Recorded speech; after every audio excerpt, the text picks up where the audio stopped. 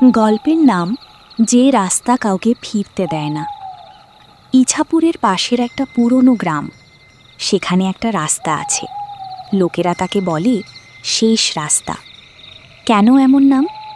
কারণ যে একবার ওই রাস্তা রাতে পার হতে যায় সে আর আগের মতো ফিরে আসে না। রাহুল শহরের ছেলে, এসব কুসংস্কার বিশ্বাস করে না। একদিন রাতে সে বাইকে করে বাড়ি ফিরছিল। হঠাৎ শর্টকাট নিতে গিয়ে সে ঢুকে পড়ে সেই শেষ রাস্তাতে। প্রথমে সব স্বাভাবিকই লাগছিল, কিন্তু কিছুক্ষণ পর সে বুঝল রাস্তা যেন শেষই হচ্ছে না। ঘড়িতে 10 মিনিট, তারপর 20 মিনিট, তারপর 40 মিনিট, কিন্তু রাস্তা একই রকম। চারপাশে শুধু গাছ, কোনো বাড়ি নেই, কোনো শব্দ নেই।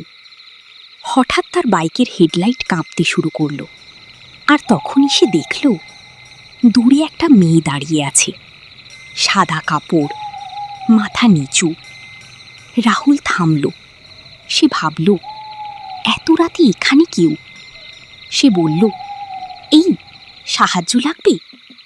মেয়েটা ধীরে ধীরে মাথা তুলল।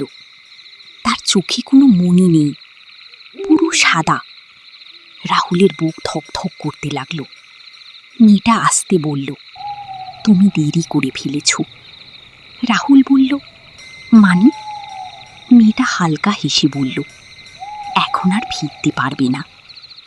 হঠাৎ রাহুল দেখল তার বাইক বন্ধ হয়ে গেছে, মোবাইলও অফ। চারপাশে কুয়াশা ঘন হয়ে আসছে। মেয়েটা ধীরে ধীরে তার দিকে হাঁটছে, কিন্তু তার পা মাটিতে ছুঁচ্ছে না। রাহুল দৌড়াতে শুরু করলো। সে যত দৌড়াচ্ছে রাস্তা তত লম্বা হচ্ছে। পেছন থেকে একটা শব্দ, থামো। সে পিছনে তাকালো। মেয়েটা আর একা নেই, তার মতো আরো অনেকগুলো ছায়া দাঁড়িয়ে আছে রাস্তার দুই পাশে। সবাই একই রকম, মাথা নিচু। সবাই একসাথে বলছে, থামো। রাহুল দৌড়াতে দৌড়াতে হঠাৎ একটা জায়গায় এসে থামল। রাস্তার মাঝখানে একটা পুরনো বোর্ড, তাতে লেখা, সতর্ক। এই রাস্তা 5 বছর আগে বন্ধ করা হয়েছে। এখানে এক দুর্ঘটনায় বহু মানুষ মারা গেছে।